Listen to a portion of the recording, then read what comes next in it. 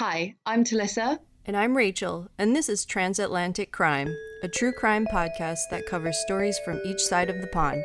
Every week, we will both cover a separate story with a running theme. Disclaimer, this podcast will contain swearing and details that some people may find offensive. If you are of a sensitive disposition, listener discretion is advised. Welcome to Transatlantic Crime. So close.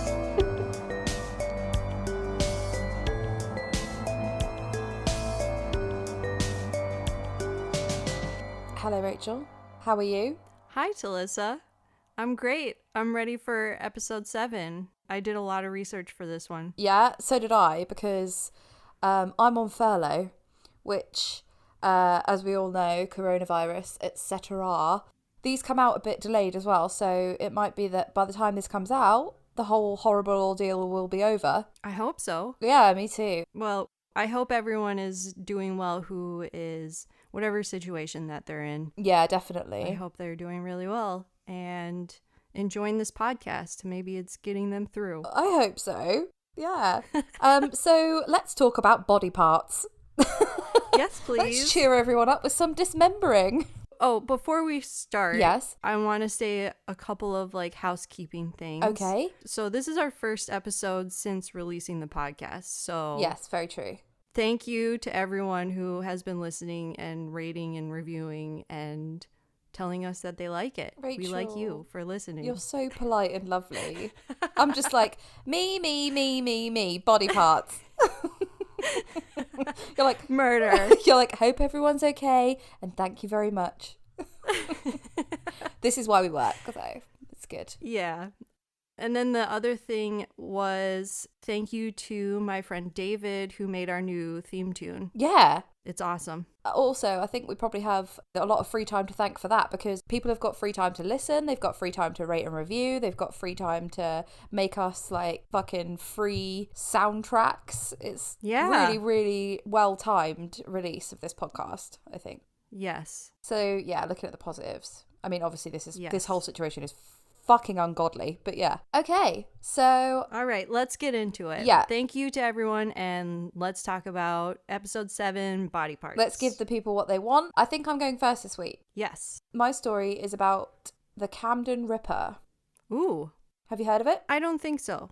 Okay, so I hadn't heard of it, which is really weird because it's such a bizarre story. Yeah? And you'd think it would have had more attention, but it came out in 2002, 2003, so I would have been about 15, so I probably wasn't interested in murder at this point.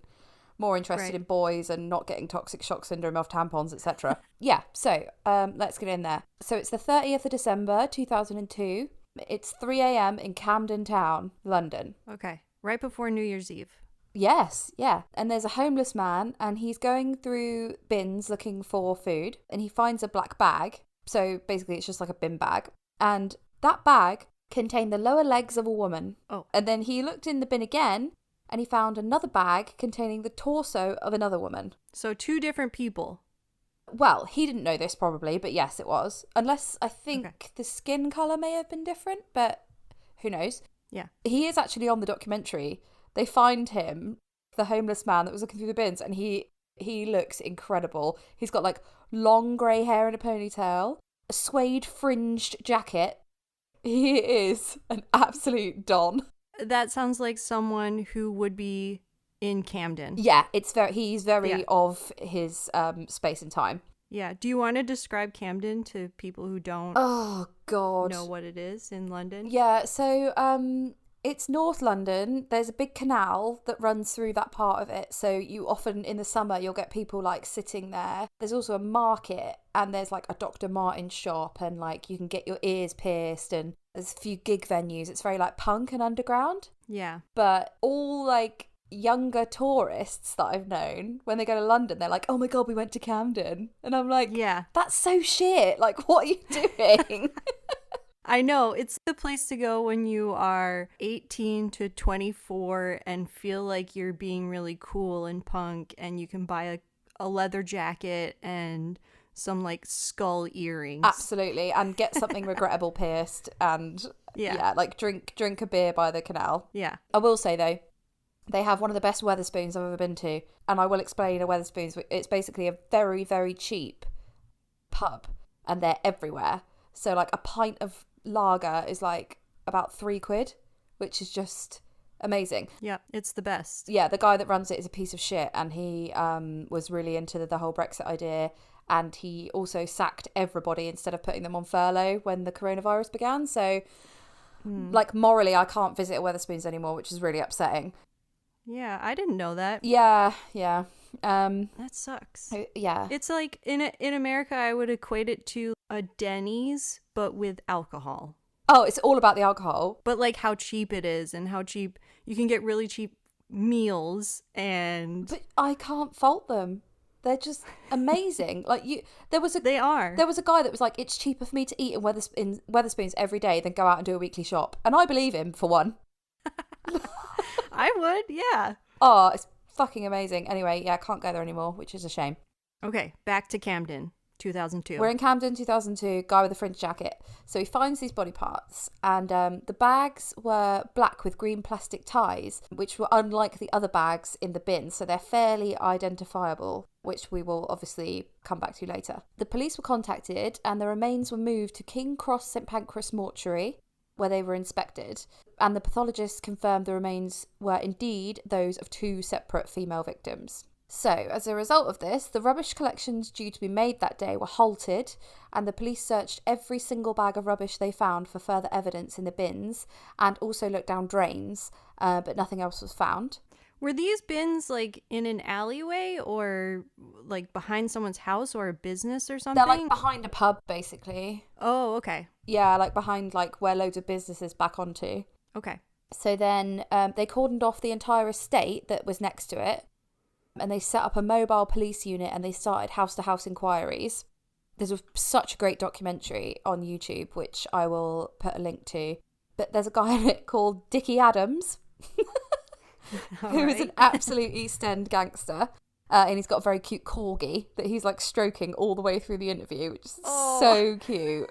And it's like hanging half off his lap and half on the floor. And I'm like, what the fuck is that dog doing? So he said the police presence drove him round the twist for a few weeks. So, poor Dickie. Those police doing their job. It's fucking inconvenient when people dump body parts in bins. So there's a canal very close to the estate, which would have been an ideal place to dispose of body parts. So that was searched as well. And the police realised that a lot of rubbish from the estate had already been collected and gone to landfill. So they searched through tons of rubbish in a landfill as well, in the hope of finding a head or hands to be able to make an identification. But again, nothing came up. You always see police going through landfill, and I just think, what did you do in a previous life to deserve that job? Yeah. Fuck that. Sometimes at Christmas, I've like thrown 20 quid in the bin or whatever, because it's like in a card, and then we throw all the wrapping paper in the bin, then we throw the roast dinner on top of it, and then you're like, fuck it, I don't want it. I'm not putting my hand in that old turkey carcass bin. Like, no. or I don't know, just like if you try and do the washing up and then you pick up some scum at the bottom of the washing up thing, it just makes me retch. Like the thought of going through a landfill, I can't bear it. That would be the worst. I'm so squeamish in my old age as well. The ripe old age of, what, 32? 31, I'll have you know, but yeah. Sorry. But yeah, everything makes me gag.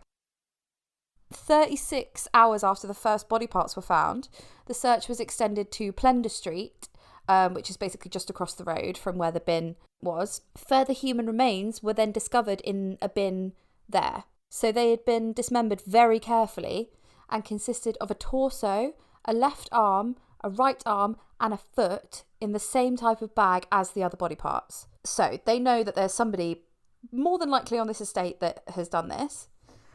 During the house-to-house visits, multiple people reported a 51-year-old alcoholic man, Mr. Anthony Hardy, living at number 4 as being a very strange individual. And this raised the police's interest. Residents told the police he had lived there for 3 years and that he would come and go at all hours of the day and night with different women. Nosy neighbours. Always watching you. Just staring out their window. So, a little bit more about this guy. He was born in Burton-upon-Trent in Staffordshire, which is just basically up north, England, and he had an uneventful childhood. He was one of 5 children, and his dad was a miner, so like a coal miner. He excelled in school and college and earned an engineer's degree from Imperial College London, which is quite a prestigious place to study. Yeah. In 1972, he met Judith Dwight at university and they got married. They had 3 sons and 1 daughter together, but by his late 20s, he'd become abusive to his wife and children. He was habitually violent, had a series of affairs, and visited sex workers. The sex workers that he visited said he was extremely violent towards them. He lost his job through an economic downturn, and then this basically kicked off a blip in his mental health. So basically, it just all went downhill from there. Yeah. He got another job, but this job was in Tasmania, which is part of Australia. So yeah, it's a pretty big like move. Also, I kind of think with abusive husbands or partners, the chance to take you away from your friends and family to another place is really appealing to them. Yes. Isolation is a huge part of abuse. Yeah. So I think he probably was into the idea that they'd be like halfway around the world and she wouldn't have any help. Right. But again, when he's there, he loses his job through redundancy. So he's not losing any of these jobs by being shit at his job. It's just bad luck. Oh. Yeah. So I guess that just proves that he's like quite a functioning person. Yeah. So by this point, his marriage is massively on the rocks. So in 1982, he plans to kill his wife. And he does this by... This is so fucking annoying as well. Like, he freezes a bottle of water to hit her over the head with. And I know what he's thinking. He's thinking, that'll melt and then the weapon will be gone, you know? Yeah, it's like the ice hanging from the roof is like the perfect murder weapon because it melts. I'm gonna make an ice sword, stab someone, and I'll just get like it's such like a 15-year-old's idea of the perfect murder. Yeah. So he hits her over the head with that bottle of water, and then wait, is he still in England or is he in Tasmania at this time? He is in Tasmania. His whole family had to move there. Right. Okay. He is smacking her over the head with a bottle of water until she passes out. Then he's filled a bath up with water and he takes her in the bath and tries to drown her. But his child walks in. If you've done the effort. beating over the head with the ice pick and then drown them in the water, you've kind of negated the like... You're not hiding the evidence anymore. No. Also, just drown her. Like... Yeah. I guess he wanted her to be incapacitated, but honestly, so many ways to kill people that are like easier than that. Not that I've got ideas. So his child walks in and interrupts him, and then the police are called, and he just fully admits that he tried to kill her. Okay. But he blames his mental health problems. And then in the documentary that I watched, it's so irritating. A combination of this and the fact that domestic violence was treated very differently back then meant that he wasn't prosecuted. He was just sectioned in Queensland. So, yeah, I mean, like, I was watching a documentary about the Yorkshire Ripper. Because I don't know if you saw the tweet, but I put out a tweet being like, can somebody please recommend a documentary about the Yorkshire Ripper that doesn't have reenactments in it? Because if I see one more bloke, a Peter Sutcliffe lookalike with a dodgy wig, I'm going to fucking scream. But in that documentary, like that was the 70s and the 80s, and yeah, they're literally being like, Peter Sutcliffe, he was murdering prostitutes, and then he murdered a decent woman, and then the investigation stepped up, and it's just like how they speak about women and stuff. It is mind blowing. It's crazy how it's like in our lifetime. Oh yeah, that people were still, or a little bit before our lifetime, where people were still talking like that. And even now, you know, you still have to correct people sometimes or say like, I don't think you should say it that way. So it is so recent. Yes. Maybe in like another generation or two, we'll be at a better place where we don't have to correct what we're saying, or we'll know the better way of handling things and saying things, hopefully. I hope that men are just get so trodden down that they that they don't act like cunts anymore. Yeah. No, not every man. Right. He's been sectioned in Queensland, but he is much like Ed Kemper in that he is the model patient. So even though he is very likely to reoffend, he knows exactly what to say to get out of the facility that he's in. So when he is released, he returns to England, and his wife has already returned to England before him. Mm-hmm. So this happened in 1982, and then in 1986 she divorced him. Okay. Well, rightly so, and gave the reason as domestic violence. And Yeah. yeah, so she's in England, and then he goes back to England, and then he starts stalking her. Oh. He hides microphones in her house, and he tells his psychiatrist on multiple occasions that he wants to kill her. Oh my goodness. He's out of control, and nobody really knows about his history in Tasmania because it's the 80s, so he's just like laters out of there, and there's no Right. like computer records, like no one's talking to each other, so he's just free to do whatever he wants. Yeah. But he gets sectioned again in 1995, and he's diagnosed with bipolar disorder. So Okay. after that, he lived in various hostels in London, picking up convictions for theft, car theft, and being drunk and disorderly, and was known to pick up sex workers from around the King's Cross area in London, which in this documentary, the women that are on there are like, it's a hotbed of drug dealers, sex workers. She's like, if the drug dealers aren't trying to slap you about, the other girls are. Apparently, it's a really, really horrible place to be. King's Cross in the 80s. Yeah, no thanks. Yeah. Now it's not so bad. No, it's okay. They always have some nice like food carts around in the summer, and they've got some fountains and stuff. All the Harry Potter tourists go there because of Yes. the 9 3/4 Platform thing. 9 3/4. Yeah, because I remember once I was waiting for a coach to go home, and I went in there, and I was like, oh, a Harry Potter shop. I'll have a little look around there. And I went to go in, and the guy was like, no, sorry, this is the queue. And it was honestly like 2-hour queue.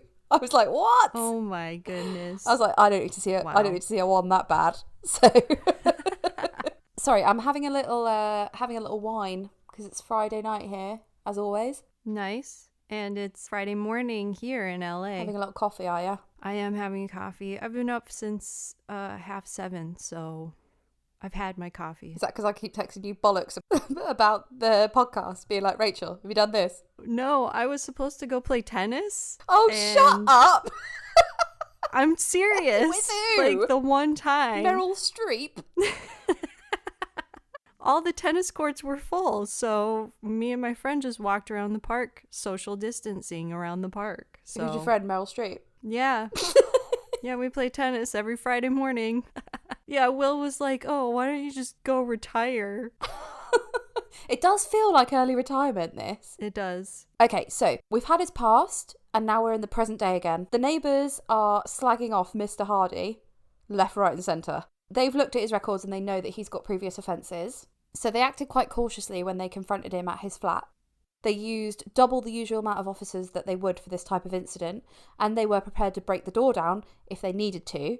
However, when they got to his door, it was unlocked and ajar. So they entered the house, and straight in front of them was a locked bedroom door where someone has placed jogging bottoms, so basically like sweatpants, along the bottom of the door as if to stop a smell from escaping.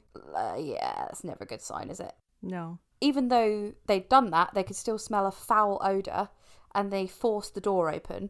And in the bedroom, and I'm not joking, it's squalid. Like, it's so fucking gross. It was making me feel a bit sick, like this documentary. Mm-hmm. The flat is filthy, like a hoarder house. There was footage of it or pictures or what? They've got full-blown video recordings of the entire flat. Wow. If you watch the documentary that I'll post, you can see his entire flat, and all the walls are covered with like the daublings of a madman. Just like a name like Sarah, and then like weird symbols, like all in paint. It's like a movie. It is honestly like a horror movie set. His flat is absolutely gross. So they force the door open from the bedroom, and there's a bed with a chair on top of it, and then there's a wardrobe, a desk, and then on the floor is a square package wrapped in black plastic and twine with a hacksaw and knives on top of it. So it's just like, oh my god, Rachel, it's like Jacob's Ladder again. If you haven't seen Jacob's Ladder, don't. Would be my advice. Fucking worst film. No. Especially now. Especially at this time, because everyone's having weird dreams because they're in lockdown, and this film is basically just one long nightmare. It's a sick dream. Yeah. It's a sick dream. It's an hour and a half nightmare. Yeah. In fact, I think it's about 2 hours. Just don't do it. Don't watch it if you want to stay in a good mood. I genuinely wish I could unwatch that film. And I don't say that about really any films. Yeah, I agree. So from the shape of the package, it was pretty obvious that this was another torso, but they had no idea whose. So Anthony Hardy was nowhere to be found. He's now on the run. There had been a sighting of him a few hours previously, and the police believed that he was still in London. So they started a huge manhunt. They checked CCTV from the estate and hospitals that they knew he went to, and his local supermarket. There were reported sightings of him in the London area, and they focused in on the hospitals because he needed his mental health medication and he was also diabetic. Mm-hmm. The flat was being watched all the time. He took 7 different types of medication to treat diabetes and manic depression. The police asked the hospitals to be vigilant and let them know as soon as he showed up. At the time, he was also an outpatient at St. Luke's Psychiatric Hospital, which is in Camden. And in the show I watched, they just continuously called it a mental hospital, which I really don't think is the right term. No. How old is this documentary? I think it's not even that old because it happened in 2003. They are honestly like, so he's in the madhouse. And I'm like, that's not what it's called. A representative of the hospital who's in the documentary, he said he had bipolar, but there was no concern for us regarding this as he seemed to be getting better and doing very well. Again, that's just like shows that he's really good at tricking people. Yeah. The police got a lead in Hardy's flat. They found a Nectar card, which you probably know what that is. Do you have those in America? We have like similar things. It's for like when you go grocery shopping, right? And you get points on it. Yeah. So this is actually really clever. They married up the transactions on that with the receipts that the store kept, and they could see that Hardy had purchased the bags that the body parts were found in. Wow. Yeah, I love it when stuff like that Good happens. job. Yeah, it's really, really good policing. Although we've had this from episode 3, where like they kept a receipt for like a hacksaw and gloves and shit, and I'm just like, Yes. Stop it! Buy them at a market in cash. Again, I am planning the perfect murder, aren't I? Yeah, and then they looked at the CCTV and then they got video evidence that it in fact was him purchasing them. Because he could say, I sent my friend down with my Nectar card, I wanted the points. Yeah. They also checked CCTV footage of the camera that was above one of the bins in Plender Street where the second set of remains were found. And they saw footage of Hardy casually placing the bags into the bin and walking off. So he is banged to fucking rights at this point. Yeah. Yeah. He'd been on the run for 2 days, but he made very little effort to not be caught. He shaved his beard off and wandered the streets of London, sleeping rough in hospital chapels and waiting rooms. The police managed to get a still image of his new beardless appearance from the hospital CCTV, and then this was put on the front page of nearly every British paper, because obviously he's very dangerous. Yeah. And then as a result of this, Hardy was spotted in a small smoking room in Great Ormond Street Hospital by a retired policeman. So Hardy was there to collect his insulin prescription, because obviously diabetics can't go without insulin, so he was forced to go and get it. And I think maybe going to Ormond Street Hospital, because that is a hospital specifically for children, so they wouldn't expect him to go there. The retired policeman, he alerted the security guard at the front desk, and again, he's in the documentary, and he's like, apparently he was in the smoking room with his son, so you just having a fag, blowing the smoke in your kid's face, look up, see a murderer, right? And then apparently his son goes to him, Dad, that's the bloke from the paper. And no, well, not loudly, like he sort of like says like, oh, Okay. that's him, whatever. and then apparently the dad goes, yeah, whatever. He said, I just couldn't be bothered to like get involved. And I was like, you're a retired policeman. Yeah. He's like, been there, done that. I don't need to be in it anymore. Boss man's holiday, no thanks.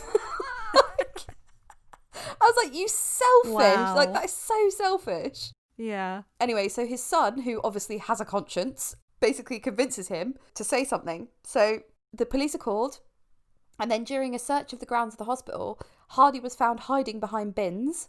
And then I've only seen this from like one source and I can't find any more sources to confirm it. But apparently a fight took place as he was arrested. What? He's a big fucker as well. During the course of which a police officer was knocked unconscious and another officer was stabbed through the hand and had his eye dislocated from its socket.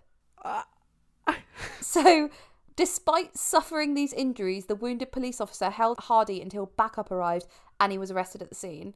Wow. That guy deserves more kudos than he's getting, I think, if that story is true. Yeah.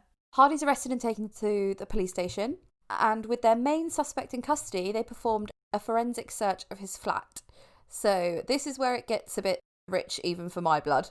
So if you are if you are a bit like queasy, then yeah, I would recommend forwarding a little bit. So the flat was filthy, apart from the living room, which contained 4 TVs and 70 pornographic videos. So like VHSs. So 70, that's like a wall. I don't know, if you're young and you're listening to this and you don't know what a VHS is, Google it, but they're massive. 4 TVs and 70 porn videos. All I picture is like some crazy man in his living room with 4 TVs on. All different porn. Like one porn isn't enough. It's like writing on the walls. Like you say that, it looks like that's what was going on. Yeah. Like it's funny but also really scary. Yeah, manic. It is like the actions of a madman. Yeah. Okay, so they used luminol in the flat. Okay. You should know what luminol is, everybody. And if you don't, you haven't watched CSI. It's that stuff that you spray and it makes blood glow. And other bodily fluids, right? Ooh, yeah. I could be wrong. Maybe that's something different. Like a black light. I don't know. I'm sure that flat was covered in spunk and blood. Yeah. I'm sure that luminol went to good use. Let's just put it that way. Yeah. If you fast forward this far, you need to keep fast forwarding because we haven't gotten to it yet. Oh, God. Body parts. Why did we choose it? We choose the subject. It's not like this was a public vote. Sorry, everyone. Yeah, we'll do something nicer next week. I can't think what, but something. Something nice. Something nicer than... flowers. The history of William Morris. No, it'll still be murder. Yeah, so they see all his pornos, and then they use the luminol, and unsurprisingly, there were large areas of blood, including all over the bath, and then drag marks from room to room. The police still haven't found the heads or the arms of the victims, but DNA from the first torso found by the homeless man identified the victim as a lady called Bridget McClellan. Okay. She was 34, she lived in Camden, and she worked as a sex worker around the King's Cross area. Okay. And then the other torso was found in the flat, had breast implants, and they have a unique serial number. Oh. They looked up the serial number of the breast implants. Like, there's some good policing going on in this. Yeah. And they found out that they belonged to Elizabeth Fallad, 29. She was originally from Nottingham but had moved to London, and she also worked in King's Cross as a sex worker. Okay. So none of them are his wife. No. Okay. I think basically she got a restraining order against him, which he broke a few times, and he had gone to prison for that. So I think he finally got the message to back the fuck off. Good. I was waiting for you to say, and one of them was his wife. No, it seems like she has it under control, like keeping him away. So good for her. Both the victims were thought to be killed in the flat over the Christmas holidays, and the police were convinced that these women were not the only ones to be murdered by Hardy. So yeah, he's probably murdered a shitload more people. So we're going to do a little like time machine again. Okay. A year before any of this happened, in January 2002, a neighbour of Hardy's had called the police to say that her door had been graffitied. So it had been graffitied in black spray paint, and on the white door it read, "Fuck you, slut, you're..." And then they blurred out the last word. I don't know why they did that in the documentary, and I can't find out what it said. Maybe it's too personal. Yeah, good. Or maybe it's like a racial slur. I don't know what the rest of it said, but that's mad enough. The graffiti had also been signed with the letter T, Tony, Anthony. There'd also been sulfuric acid poured through the letterbox, like just for good measure. And all of this had happened because there was a leak from her bathroom that had gone into his house. What? Slight overreaction. Yes. And also, he just never makes any effort to cover up the fact that it was him.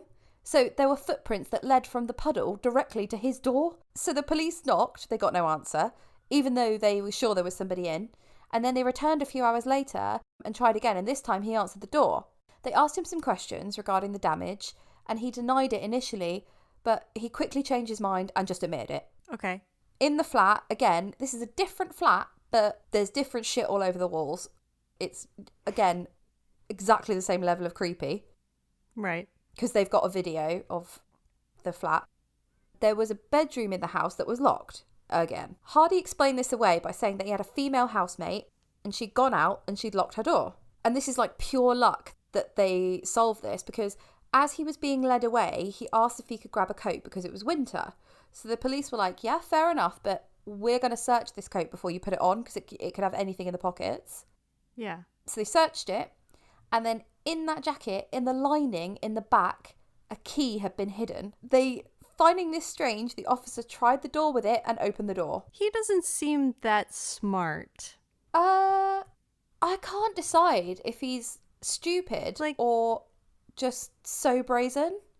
Yeah. To be fair though, like hiding a key in the lining of your jacket, I wouldn't think the police would search a jacket before you put it on, but obviously they would. But like getting the jacket that the key is in, like you could have just got a sweater, dude. You could have gotten something else. That's a really good point. Like I didn't even think of. He just really likes that jacket. It like went with his outfit. It was the warmest one. It's a cold day. He's not made of money, Rachel. He's not made of jackets. Yeah, obviously they were like, well, this has to open that door. So what do you think was inside the room? More body parts? Weapons, for sure. Okay, so inside the room, laid on the bed, was a deceased naked woman. She's called Sally White, and she'd been posed sexually with a towel over her head. Okay. Yeah, her clothes were on the floor beside the bed, and on the hood of her jacket was a bloodstain. This corresponded to a blunt force trauma injury on the back of her head and a bloody mark on the wall. This suggests that she was injured by smashing her head against the wall with the hood still on, and then it was taken off. Do you know what I mean? Yeah. Sally White was a sex worker, and she was picked up by Hardy, again, in the King's Cross area. She had difficulties from birth with her spinal cord, which meant that she had physical and mental implications relating to this. The other sex workers were kind of like looking after her a little bit, and then the next night when she isn't around, all the women working there are really worried about her and wondering where she's gone. Mr. Hardy denied any knowledge of there being anyone in the room. Despite this, he was just arrested for murder, obviously. The police thought that the evidence was overwhelming because in the room there was a bucket of warm water and a sponge on the floor. So basically the water's still warm. So unless she's got a bucket of soapy water, gone in the room, smashed her head against the wall, taken all her clothes off, then posed herself sexually and put a towel over her head, he put that water in the room. Oh, and also locked the door and hid the key in his jacket. His jacket. Yes. Or like, oh, I'll just lock this room for you because I know you like it locked when you go out. Like, yeah, no worries. You would think that is overwhelming evidence. There was also a bite mark on her right thigh, which suggests sexual assault, and her head wound had covered the bed in blood. However, after an autopsy was performed, a coroner called Dr. Freddie Patel noted the cause of death as coronary heart disease. And he listed that Sally White had died of natural causes. Who is this guy? Absolute fucking chump. So the police asked for a second autopsy to be performed, which is rare, but he did it. I don't know why the same guy did it though, because the same result was given. It wasn't a different coroner that did it. Same guy just did it again. So in light of this, the police had to drop the charges against Hardy and he was freed. So that's nuts. He's fully gotten away with murder in 2002. But wait, so all this started because he did graffiti on his neighbor's wall. He would have got away with it otherwise, yeah. I'm speechless right now. I know. If you were the police though, you'd keep special eye on this guy, wouldn't you? You'd think so, but like Tory government underfunding, don't get me started. They're fucking busy. Yeah. I think the reason they didn't watch him that closely is because after this, he went to the psychiatric hospital and he was sectioned again. Okay. If they can't put him in prison, they're going to section him, which is what they did. Yeah. So they put him somewhere, just not prison. Yeah. Staff found him to be a model patient again. Apparently he was charming, engaged and cooperative with all the elements of his treatment program. With his release looming, his doctor gave 6 separate warnings that he shouldn't be released because he would be vulnerable to relapse, posed a high risk of violence, and would be a danger to women, especially sex workers. He was allowed to leave the hospital on day release. What? Yeah, so in August 2002, he took a train out of London, raped a sex worker, and was back before curfew. Honestly, he just is doing whatever the fuck he wants. So obviously the hospital knew nothing of this. Then on November the 4th of 2002, he was released from the psychiatric hospital. The police should have been informed, but the mental health practitioners failed to do so. Okay. Balls are being dropped all over the shop. So yes. he must feel invincible as well. Talissa, I've done like 5 face palms since you've started this story. Mate, I was watching the documentary and the police officers on it looked so ashamed of themselves. Were you just yelling at the TV? I was on my own and I honestly went, what? At the telly? It's outrageous. Wow. I've still got a lot to get through and I'm aware that I'm banging on. I think I had a lot of time to write this, so I went into like mental detail. The kind of Oh, that's same with my story. I went down some rabbit holes. Like, I had time. like the kind of mental detail where you're writing on the walls again. Yeah. Okay, so let's try and get through this horrific bloke.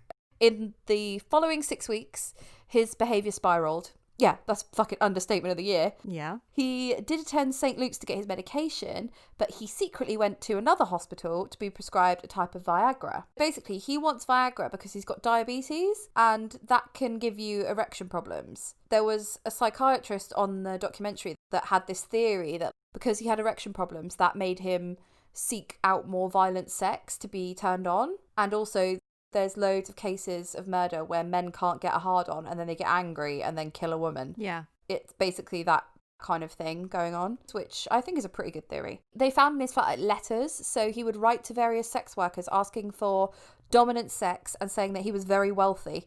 You only have to step in his house to realise he is not a wealthy man. He was also visiting sex workers in the King's Cross area who were known to be particularly vulnerable and drug dependent. He was seen in Camden taking pictures of women in bars, and licking the sofas, saying that he liked the leather. Your face! Honestly though, in Camden that behaviour isn't that weird. Yeah, I believe it in Camden. Especially Camden Weatherspoons where I'm hanging out. Fucking sofa lickers all over the shop.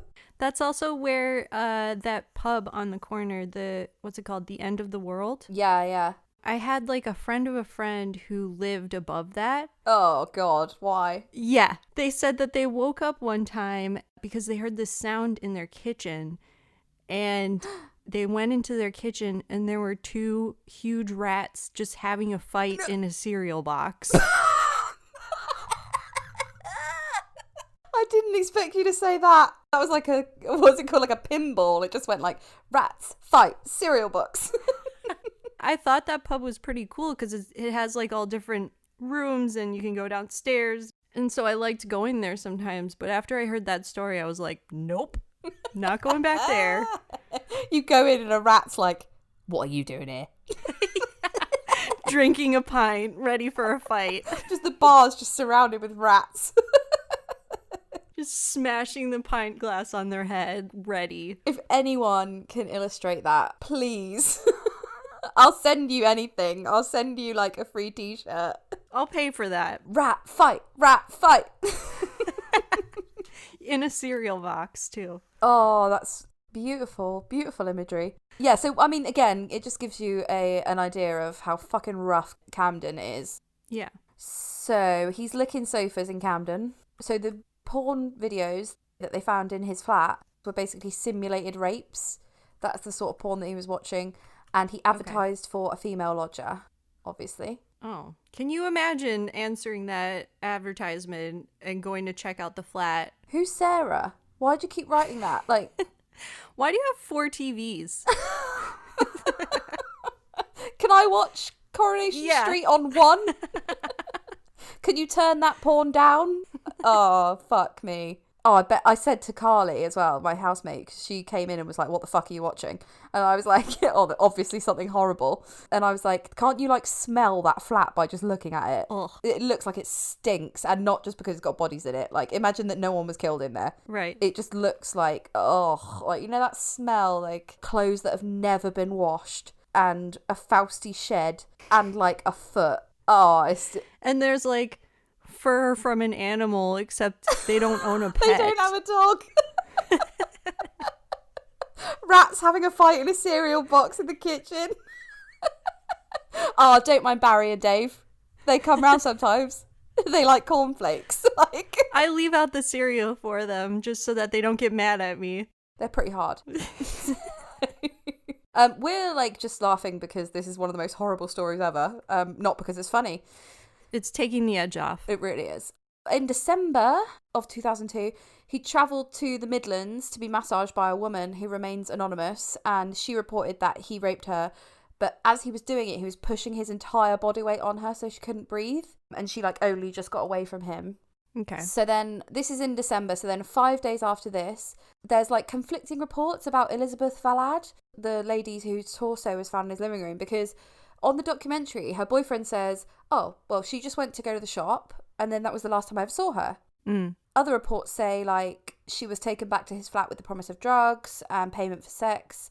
But her boyfriend just says that she wasn't doing any of that. She just went to the shop and didn't come back. So I don't know if he's trying to like protect her honour or what actually happened. But Or maybe he was in denial, like, no, she wasn't a sex worker, but she was. or he's like a drug addict and didn't want to say that his girlfriend went and did sex work and he used the money for I don't know. He doesn't look in the documentary like he seems a bit weird, her boyfriend, but Okay. either way, whatever happened, this fucking monster got a hold of her, and then she's gone missing. And then on Christmas Eve, with Elizabeth's torso still wrapped up in bin bags in his flat, Hardy invited Bridget McClellan back to his flat for sex in exchange for money, and she was never seen again. Mm-hmm. In the following days, neighbours saw him walking to the bins and depositing black bags, wearing a long black leather coat. That is so Camden. And muttering to himself. That is so Camden. They also reported drilling and thought he was doing DIY.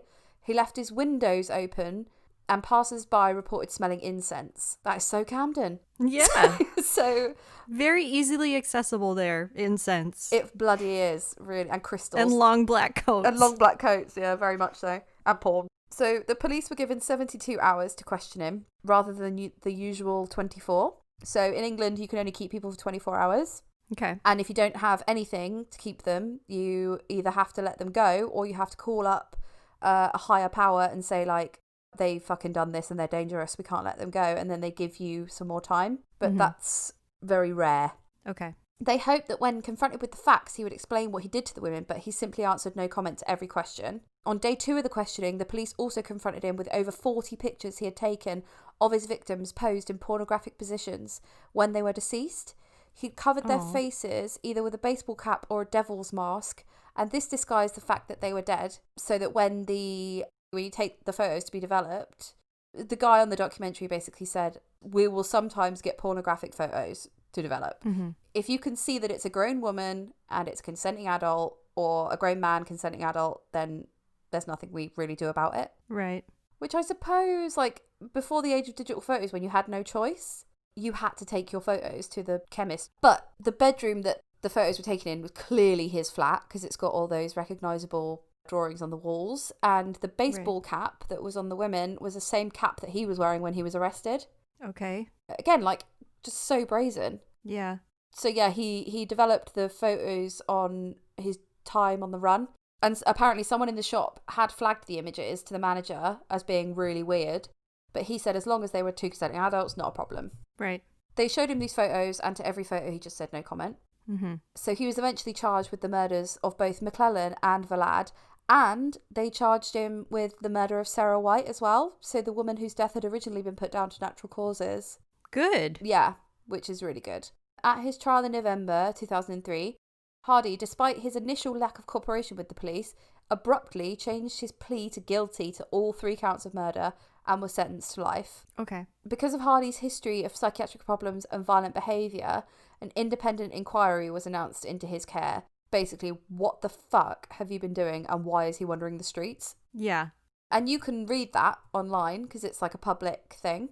Police believe Hardy is connected to the unsolved cases of 2 sex workers found dismembered and dumped in the River Thames, and up to 5 or 6 other murders that bore similarities to the ones for which he was convicted, but there isn't currently enough evidence available to directly implicate him. So, do you remember the bloke that did the autopsy who was an absolute fuckwit? Yes. Well, chump. Absolute fucking chump. Well, he was later struck off because it was revealed that he conducted the first post-mortem tests on a man who died in 2009's G20 protests in London. They were like environmental protests. So he just got the body wrong. No. So it was police brutality basically killed him. So the police, I think, knocked him around the head and then that killed him. But this pathologist said that he died from heart problems. I swear he just had a fucking rubber stamp that he just put that on everyone's autopsy report. Yeah, he was just checked out of his job. Yeah, he couldn't give a shit. He wanted to be an illustrator secretly, so that's what he was doing in his time. Everyone's got a dream. A medical tribunal earlier concluded that he acted with deficient professional performance. Yeah, I would have thought so. So he can never do autopsies again, thank God. Mm-hmm. And then in May 2010, a High Court judge decided that Hardy should never be released from prison, which is quite rare in England. Yeah. We never usually do life without parole. Okay. Whereas in America, you fucking love that shit. You'll throw anyone behind bars until they die. Yeah, you're staying there. Okay, bye-bye now. Yeah. So Mr. Justice Keith, sitting in London, said, "This is one of those exceptionally rare cases in which life should mean life. And that is the case of the Camden Ripper." Wow. And he's in prison now. He hasn't died or anything. I don't think so. I think, again, there's loads of tabloid shit being he's got a really nice prison cell, blah, blah, blah. I've seen a few things like that, but yeah, no, I think he's alive still, but I will double check. Glad he's put away. Some people, you're like, I hope you live for 100 years. I hope you have the most boring shit life longer than anyone else's. In your cell, no pencil, no 4 TVs, nothing for you to write on the walls. No 70 stacks of porn. Yeah, goodbye, good riddance. He's probably just drawing on the walls and shit. That's how mad he is. Mm-hmm. It seems like. Yeah. Good job. Thanks. That was extensive. That's a really nice way of saying you banged on. No, I did so much research for mine and I was like, oh my God, what if this is too long? But this is a different time, Talissa. Our listeners are going to have to get used to longer episodes because we have more time on our hands. All I have is time. All right, it's my turn. So, when I was finding body part stories, it was all the same thing over and over and over. They're lovely, aren't they? It was like, and then they killed them, and then they chopped up their body parts, and then they put them in the freezer, or they put them in the woods, or... Boring! Been there! So I Googled some pretty weird stuff to just go off the beaten track and find some... Like what? Crimes.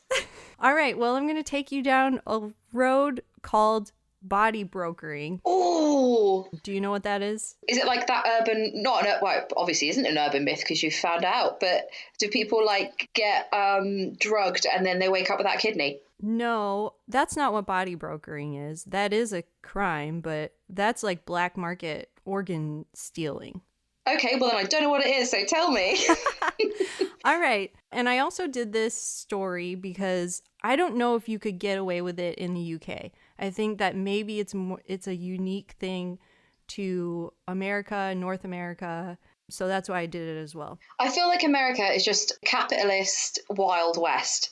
You can sell anything. You can do a Ponzi scheme. You can rob people. It's just money, money, money, money. Yep. There's just laws and regulations and loopholes and people not checking things and... So many different states as well. Exactly. If you burn your bridges in Delaware, move to Montana.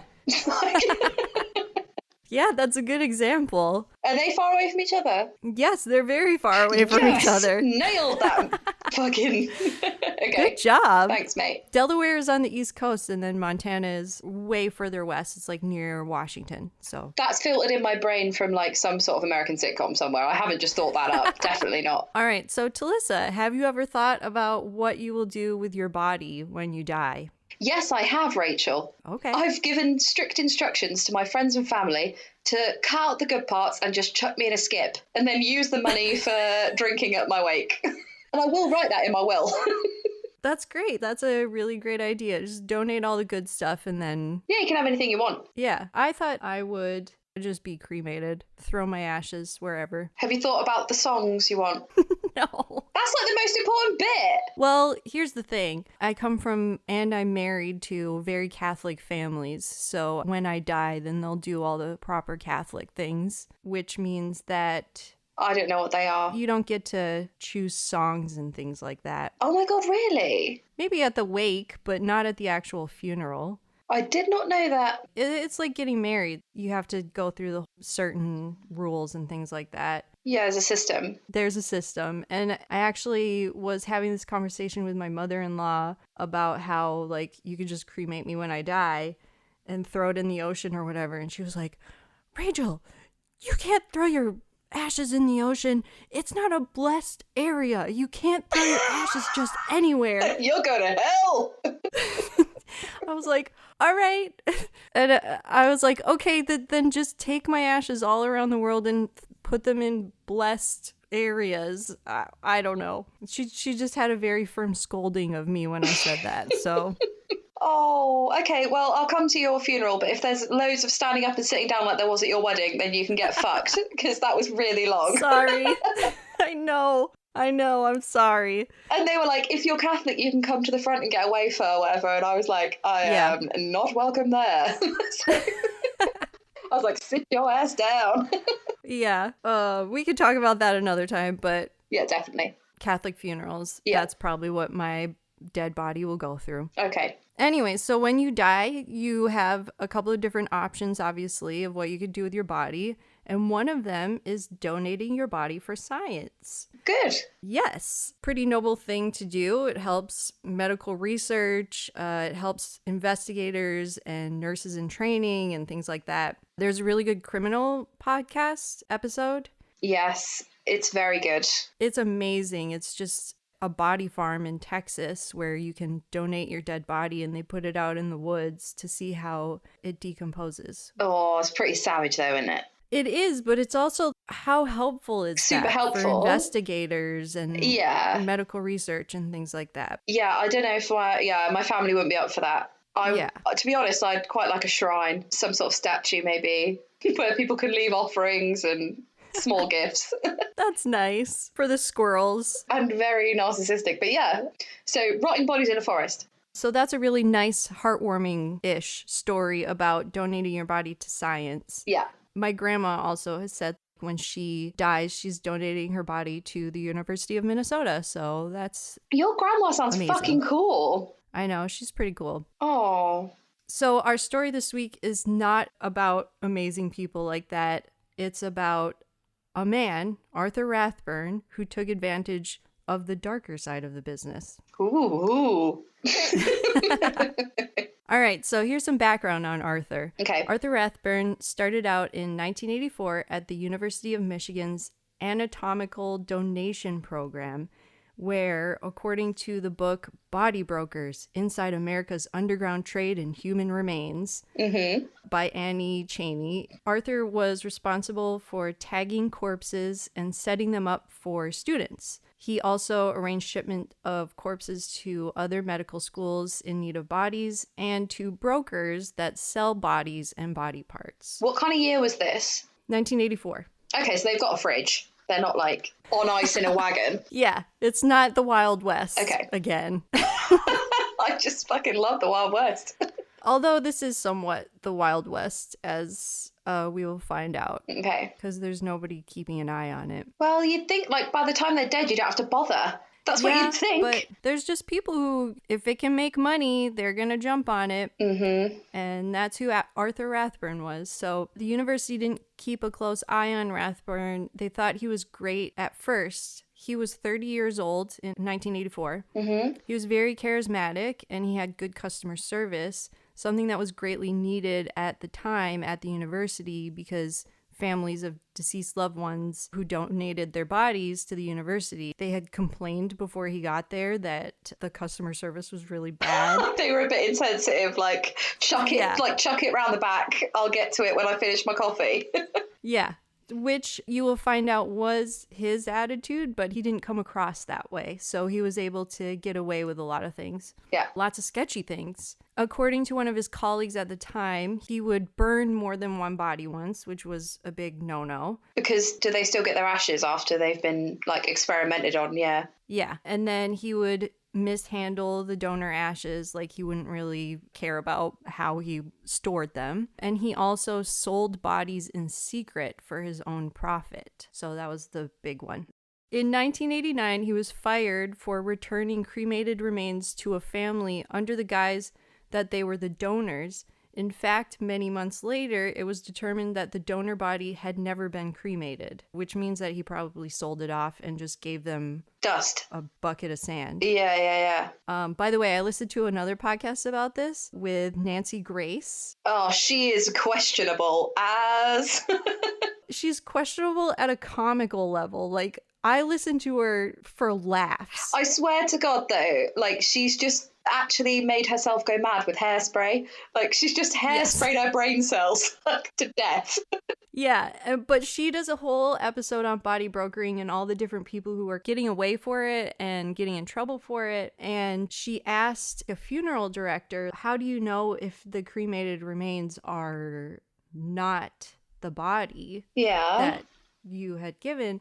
And they said sometimes if you look inside, if that person had, say, a broken leg and they had like a screw in their leg or something like that. Or like gold teeth or... Yeah, stuff like that. They said that one time, like, somebody had just given them sand, like the family. Oh my God. So that's the kind of things that I think Arthur Rathburn was doing as well. Okay.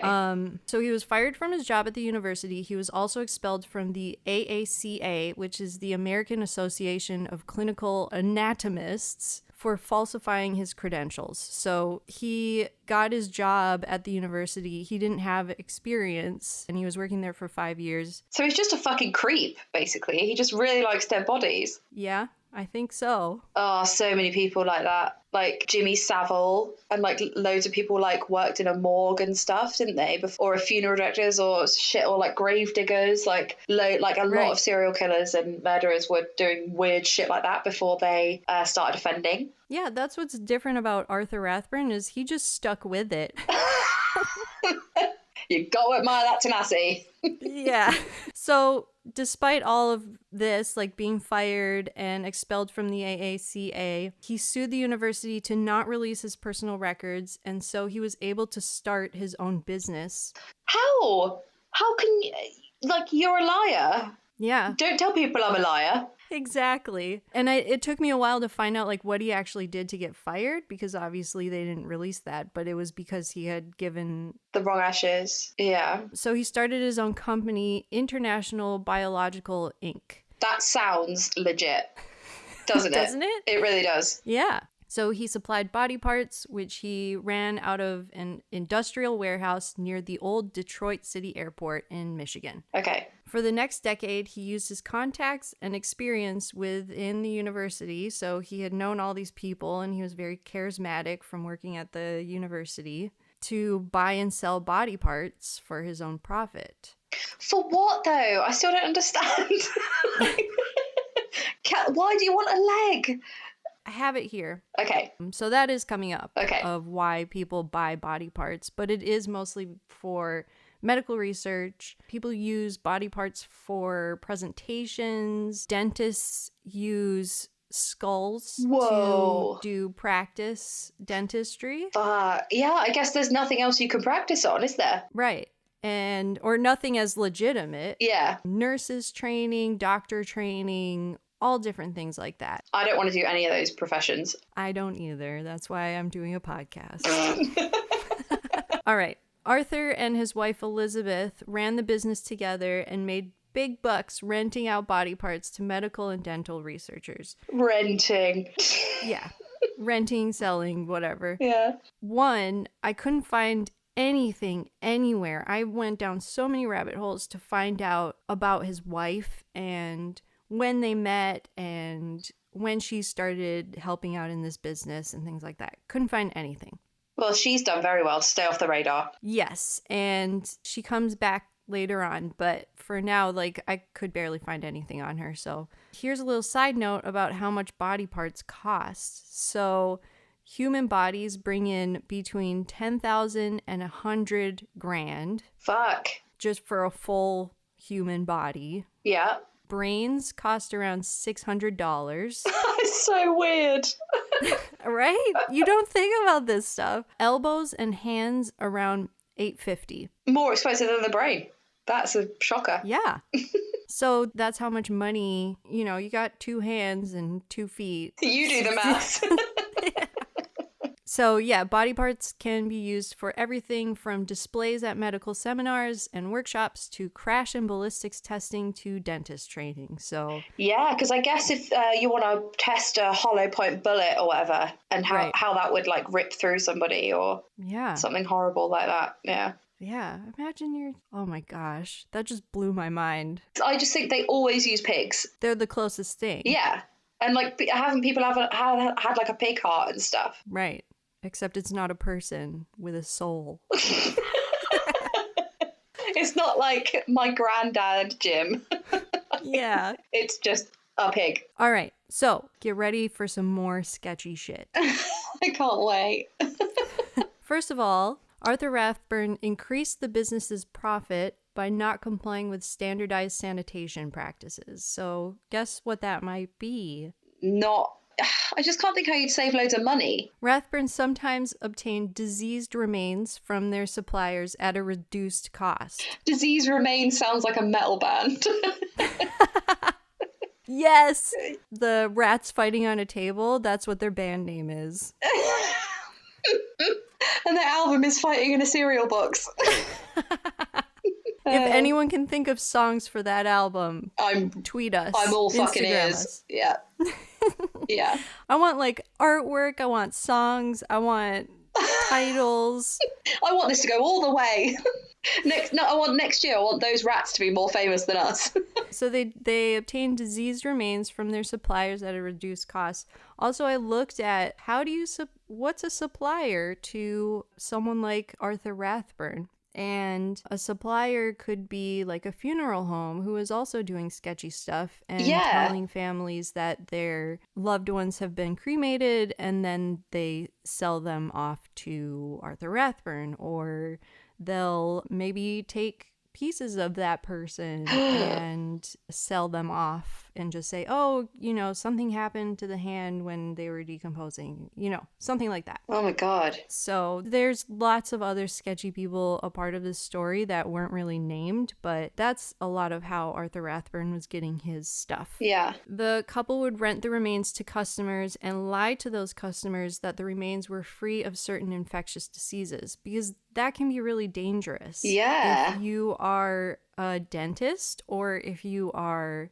doing medical research and you find out that this body part has HIV, which is they found out that some of the body parts had HIV and hepatitis B, that can be really dangerous for you. Yeah, I mean, in this day and age, I don't think anyone will ever not sanitize their hands again. So personal hygiene has been stepped up a level. Yes, definitely. So I feel like everyone's going to be wearing masks for the foreseeable future. I was like, why do you need to wear a mask? Like, come on. And then I was talking to Carly and a bit of spit accidentally came out of my mouth and like went on the kitchen side. And I was like, that's why you wear masks. Yeah, it's more to protect other people from you. Yeah. It's not for your protection. It's like, say it, don't spray it. Like exactly. Yeah.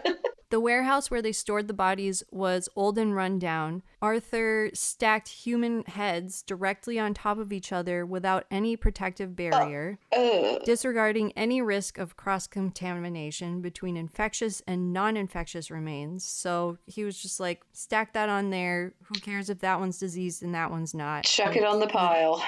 Exactly. Body parts and organs were also stored in beer coolers, Tupperware, paint cans, 50-gallon drums, and even in a refrigerator next to ingredients for sandwiches. Fuck me.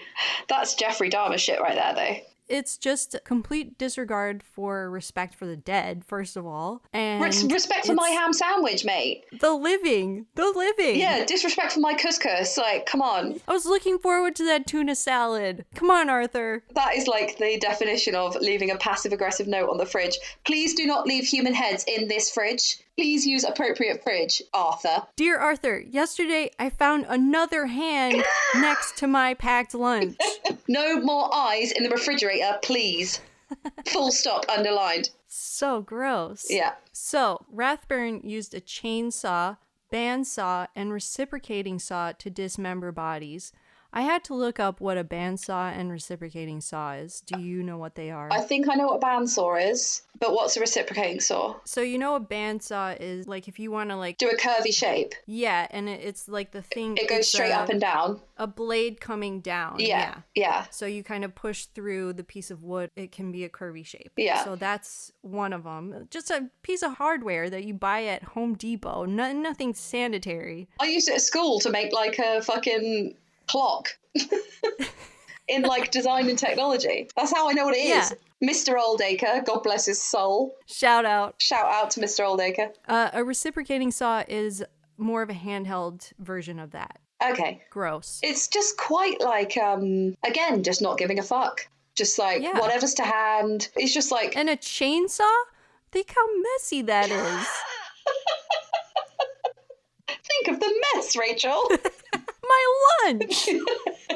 Okay, so he is, doing fucked up shit. Yeah, in his crappy warehouse. Yeah. He did not properly sterilize equipment, obviously. How do you sterilize a chainsaw? A former employee claimed that Rathburn pawned off gold he removed from the teeth of donated cadavers. I think that happens quite a lot, you know. For sure, yeah. Rathburn later said in court that he did not need family permission to remove the gold.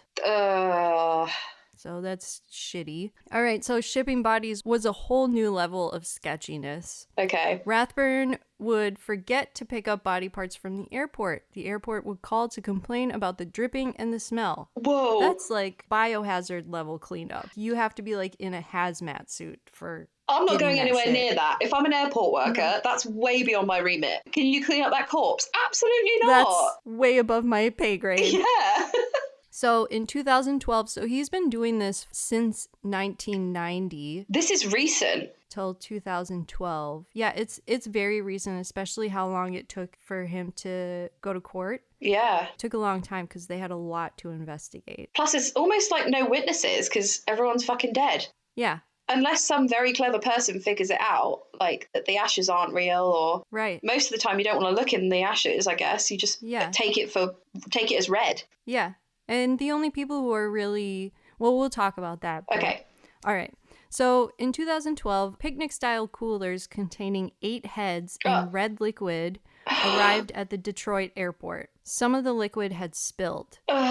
3 weeks later, Rathburn came to pick it up, and he was confronted. Because they were like, what is this red stuff? Why is it spilling everywhere?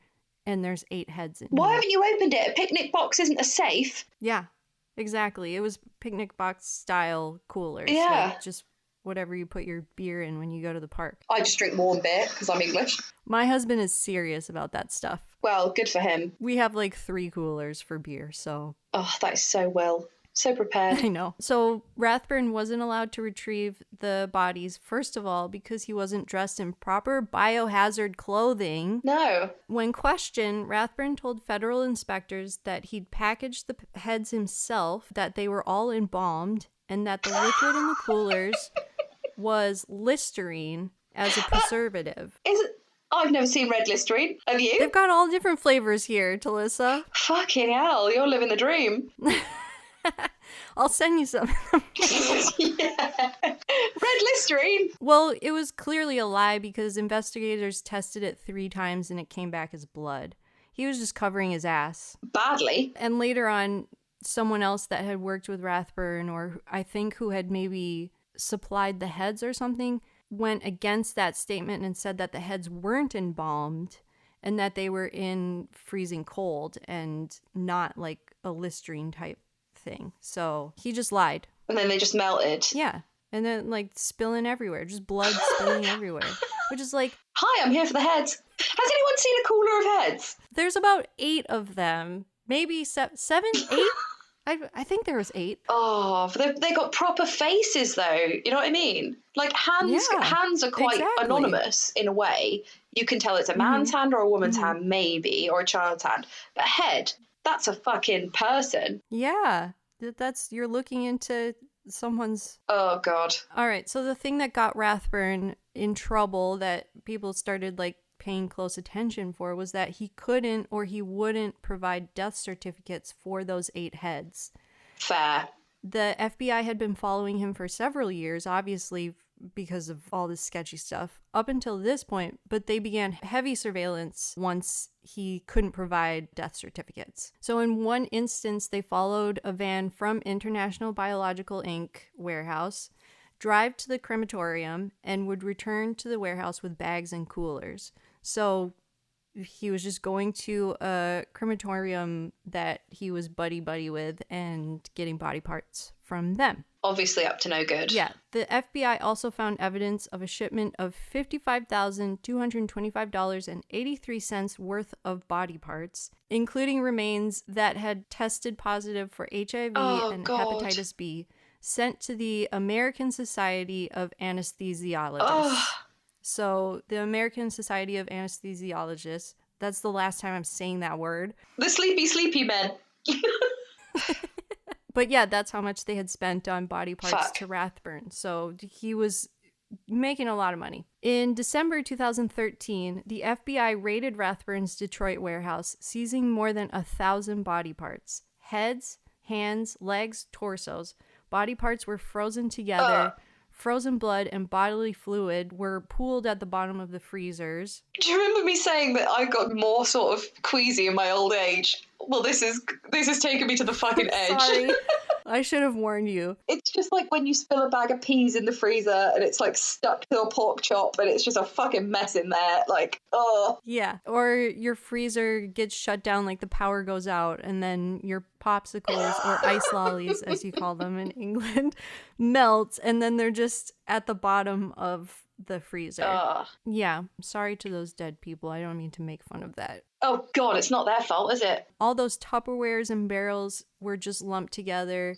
It took several years for investigators to compile everything and also figure out who the body parts were for, because he couldn't provide death certificates. This is where I think that tattoos, etc., are a good idea, because there was a case, I can't remember like the exact details, but this girl had a tattoo on her foot of her name, and apparently like her sisters were like, oh my God, you're such a fucking idiot getting like your name tattooed on your foot.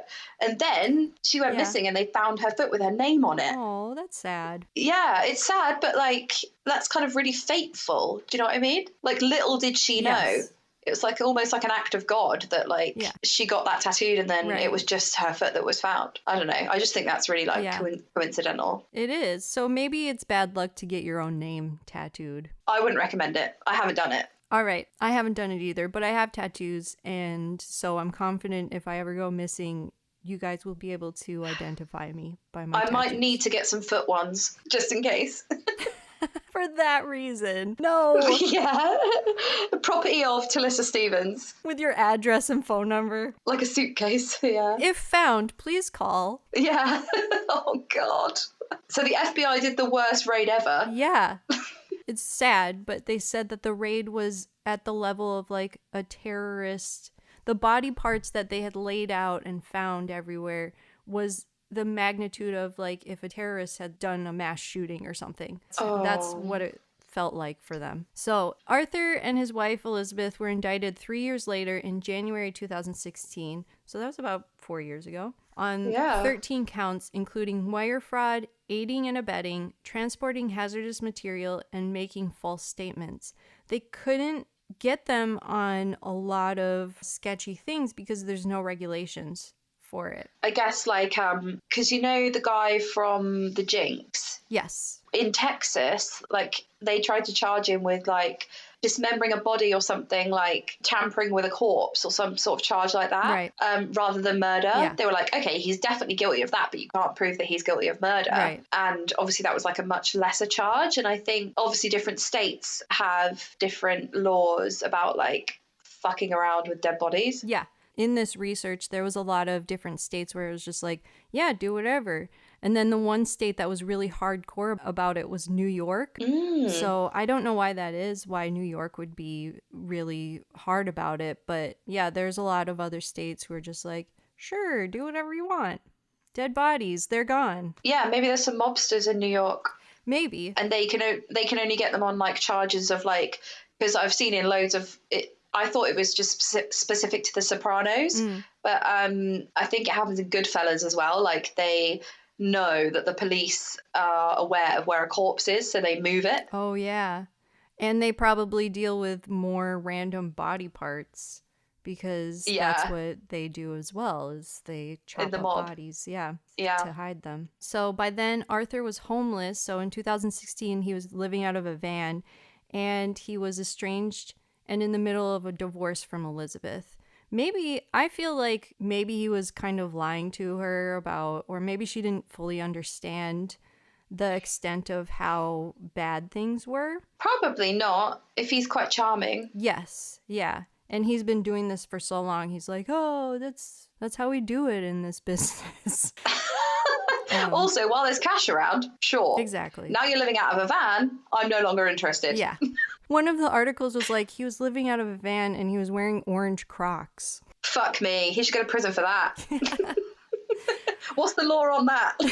So they're in the middle of a divorce. One article was like, they dismembered their relationship. That was from the Detroit Free Press. Oh, hey-o. There were so many puns in the title of articles, too. It was enjoyable to research. According to the investigation and court documents, Rathbun's alleged victims included donors and their families. People like Tracy Smolka.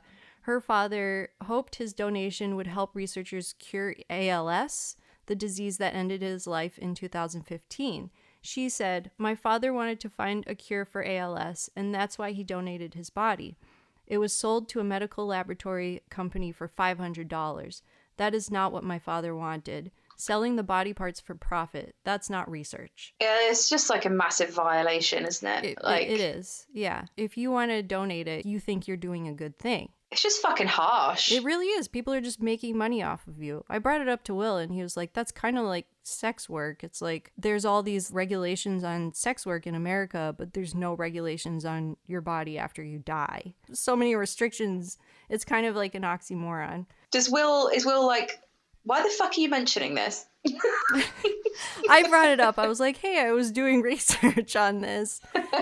And he brought up sex work and I was like, well, I didn't think it would take that turn, but okay.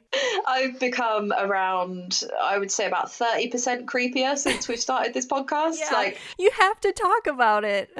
Yeah, it's all I fucking talk about. Like, even more so. Yeah, people, I'm sure. Well, I'm glad I don't have to see anybody at the moment. Everyone be glad that you don't have to be around us at this time. You only have to listen to us. If you so wish. If you want to. Please don't turn us off. Please don't go. I'm sorry. Anyway. Okay, so Tracy Smolka, her father. Tracy attended the court hearings of Arthur Rathbun to make sure he was punished for what he did. You can rot in hell, she said to him in court. Succinct. I like it. Yes. Another person, Lachelle Jeffries Hansen, her mother, Glorious, was supposed to be cremated when she died, but Lachelle was informed by the FBI that some of her mother's body parts had been found in Rathbun's warehouse. Yeah, she was like, that's not right. Her head was one of the heads that were found, and they had to... Fuck. Yeah, and she was like, it's not right that it's just sitting on a desk somewhere. No. I guess, like, the only way you could divide people is skin color, and gender, maybe. Mm-hmm. And that's all you've got to go on, really. And possibly DNA if their DNA is in the system. Yeah, true. There were also the doctors, dentists, and other healthcare workers who acquired parts from Rathburn, body parts that were sometimes mishandled or diseased. So those were all the victims of his sketchy shit. Mm-hmm. Elizabeth Rathburn went for a plea deal, agreeing to testify against her husband. That's why she divorced him. Yes. Because she was like, I am taking you down. Yeah. And also at one point I read that obviously they were estranged from each other. And during this time, he had sent her a birthday present, like in secret. And she just immediately told authorities and was like, he just broke his probation. What was it? It was like a head? It was like a teddy bear with like a little note in it that said happy birthday. And he had given it to his son in secret to give to her for her birthday. And his attorney was the one who was like, what the heck, dude? Why did you do that? Also, like, what do you think she's going to do? Go, a teddy? Oh my God, let's not get divorced. Yeah, I won't testify against you. Everything's better now. Yeah, like, it's just like so hopeful. Yeah. You know? But also, I think he's just kind of full of himself. Like, I can send massively. her happy birthday. I'm allowed to do that. You know, I feel like a lot of his dealings was just like, I can get away with this. I can do it. Same with my guy. I feel like they're both just brazen as. Yeah. Like, who leaves a box of 8 heads at the airport and goes, I'll get it later. Yeah. No one will know it. Like, they've got too much chill, if anything. Yeah, it's fine. Everyone's revolving around me on my time. Oh, fucking hell, the confidence of a mediocre white man. Yep. So Elizabeth Rathburn went for a plea deal, agreeing to testify against her husband. She admitted to taking diseased body parts that the Rathburns company had purchased at a discount. She was the one who had taken it to the American Society of Anesthesiologists conference, and that she said while she was there that they had tested negative for HIV and hepatitis A, B, and C. Obviously, the bodies wouldn't have been accepted had they known that they were diseased. So she just lied? Yeah. Okay. She received 2 years probation and agreed to pay $55,225 in restitution to the American Society of Anesthesiologists. Most people don't ever see that money, though, do they? Yeah, I don't know. And I don't know what happened to her after this. I feel like it seems like because I couldn't find anything else on her, she just wanted to get as far away from this as possible, whether she's just laying low. Yeah, whether she was also a victim or, just taken in by his manipulations and charisma, or if she was in on it, who knows? I think she probably knew a bit, but wanted the money. I don't know. Rathburn, who had made over $13 million selling body parts in that time. Whoa. Yeah. He was sentenced to 9 years in prison. So this was at the end of 2018. So he's in prison right now. Wow. In a rambling statement, Rathburn was not remorseful. Rambling. And he denied that he intentionally misled those who bought or leased body parts from him. He blamed any problems that were encountered on the centers that supplied him with the bodies. He blamed mistakes on others and portrayed his lab as clean and perfect. He described himself as a visionary in the field, a scientist ahead of his time. I'm sorry, but visionaries don't pop a hand in some Tupperware. Or use a chainsaw. Just shut up. Oh, so annoying. Visionaries don't use a chainsaw. There's a t-shirt. Rathburn was able to get away with this for so long because state laws vary. There's very little oversight and few rules. While he may be in prison, others are believed to have taken up the shadowy business and continued the illicit body brokering and cross-border smuggling of questionable specimens.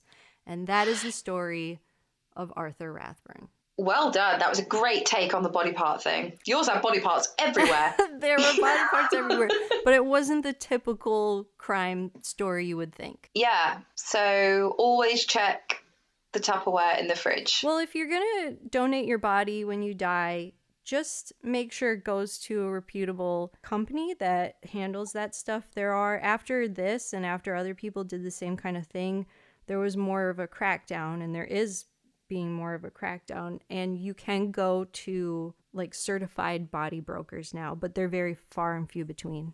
Yeah, I'd expect so. Like, again, I'm still having trouble like getting to grips on somebody just going, how can I order a leg? Obviously people have and do, Yeah. but it's out of my wheelhouse, I think. Yeah. But yeah, well done, very good. Thanks. Do you have any like final thoughts? No.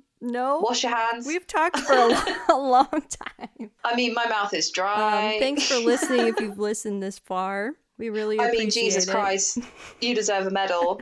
We have a Patreon page set up. Mm-hmm. So if you like the show and you want to support us, then you can find a link to that in our Instagram profile, etc. And we will send you a fun badge. And yeah. Thanks for listening. Thanks for listening. First time we've ever done that before. I know. Usually it's like, okay, bye. Okay, bye.